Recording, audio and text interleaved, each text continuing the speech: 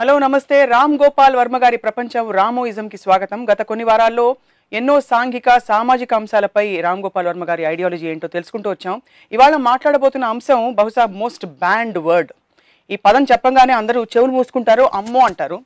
అదే కామం. లిటరల్గా చూస్తే వర్డ్కి అర్థం కోరిక.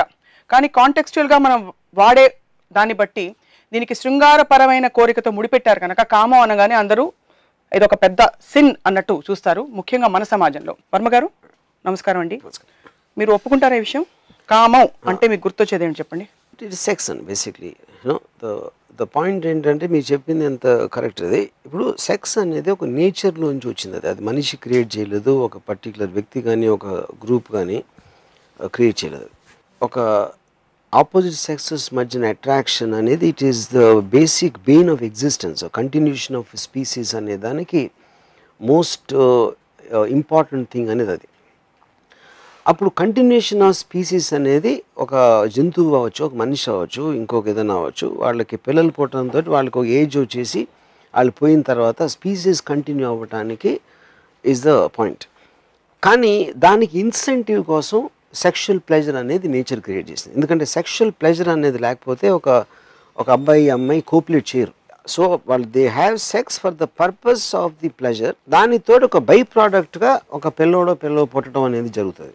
సో ఇన్సెంటివ్ అనేది it's the most important thing and that is nature driven. కానీ దానికి మనం సోషల్ ఆస్పెక్ట్లో ఒక ఫ్యామిలీ ఓరియంటేషను లేకపోతే దేవుడు లేకపోతే ఇలా చూడకూడదు అని ఒక ఆర్డర్ రావటానికి కొన్ని కల్చర్స్లో రిలేటివ్గా నేను చెప్పేది, ఒక కల్చర్లో ఎక్కువ ఉండొచ్చు, ఒక కల్చర్లో తక్కువ ఉండొచ్చు. అదంటే తప్పు, అది కేవలం దాన్ని ప్రెజర్ కోసం చేయకూడదు అనే ఒక గిల్ట్ ఫీలింగ్ని అడాప్ట్ చేశారు. But if you look at Zoom out చేసి దాని మీరు ఆస్పెక్ట్ చూస్తే sex thing is the most beautiful thing created by God. Yeah, that's my opinion on it. కామం శృంగారం రెండింటికి తేడా ఏంటంటారు? So I think they don't want to say the word.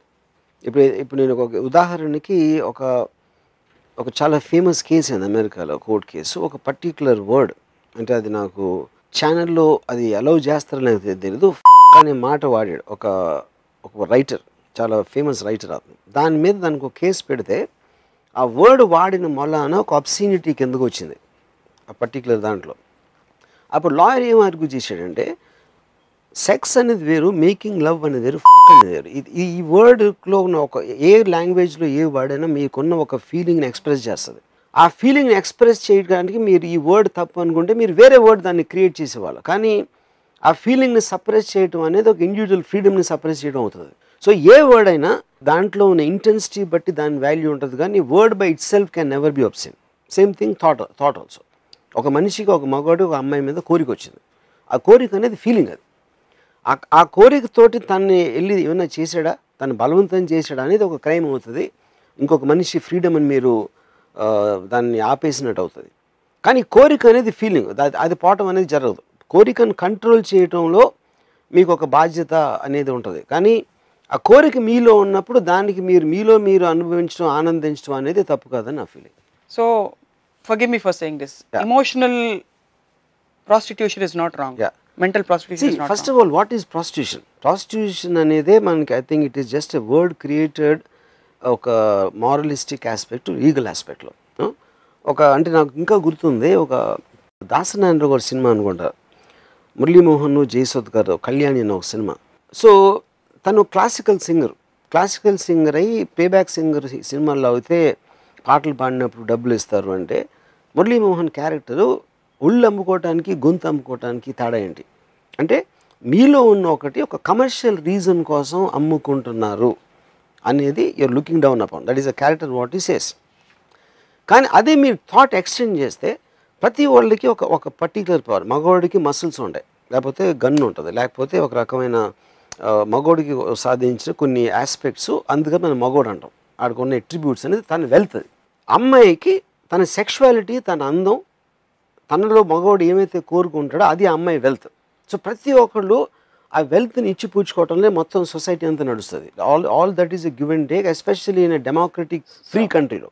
So మీరు దానికి ఎవ్రీబడి అంటే ప్రాస్టిట్యూషన్ అని అనుకుంటే ఎవ్రీబడి ఈజ్ అ ప్రాస్టిట్యూట్. ఎందుకంటే నాలో ఉన్నది నేను ఇస్తున్నా, నా తెలివి ఇస్తున్నా, నేను ఒక సినిమాకి నా క్రియేటివ్ ఇమాజినేషన్ ఇస్తున్నా, దానికి నేను డబ్బులు తీసుకుంటున్నా. కానీ దానికి దీనికి ఏమి తేడా లేదు. తేడా అనేది ఆర్టిఫిషియల్ గా మనుషులు క్రియేట్ చేసింది. కానీ వాటికి పరిధులు పెట్టింది సమాజం. మీరు సమాజం బేసిస్ నే మీరు నేను క్వశ్చన్ చేయట్లేదు. నేను ఏమంటున్నానంటే వాళ్ళ పర్పస్ కోసం వాళ్ళు రిస్ట్రిక్షన్ ఫామ్ చేశారు. ఫర్ ఎగ్జాంపుల్ నాకు అర్లియస్ట్ మెమరీలో I was in love with a girl. ఆ టైంలో నేను ఎప్పుడు అమ్మాయి అంటే నాకు ప్రేమ, నాకు సెక్షువల్గా నేను చూడను అమ్మాయిని అని అంటూ ఉంటే నన్ను చాలా ఇన్ఫ్లుయెన్స్ చేసిన ఒక మనిషి ఉన్నాడు, సత్యేంద్ర అని నా ఫ్రెండ్. తను అన్నాడు, రామ్ గోపాల్ నువ్వు అంటున్నావు నువ్వు కేవలం నీ హృదయంతో నువ్వు ప్రేమిస్తున్నావు, సెక్షువల్గా కాదు అని. ఒకవేళ అమ్మాయికి సెక్స్ అనర్హురాలు అనేది నీకు మెడికల్గా నీకు తెలిసిందంటే నీ ప్రేమ ఉంటుందా అన్నాడు. I wasn't sure of the answer. ఎందుకంటే నేను కాన్షియస్గా ఆలోచన ఉండకపోవచ్చు, కానీ ఎందుకు నేను ప్రేమించిన అమ్మాయి నేను సెక్షువల్గా కోరుకుంటున్నాను అనేది నా సమాజం నాలో పెట్టిన గిల్ట్ వల్ల నేను దాన్ని I'm trying to suppress it. That's what will happen. కామం ఉన్నా కూడా ప్రేమ దాన్ని కప్పిపుచ్చుకుని చెప్తున్నారు, భ్రమపడుతూ. కామంని గిల్టీగా దాన్ని తక్కువ చూడాల్సిన అవసరం లేదు.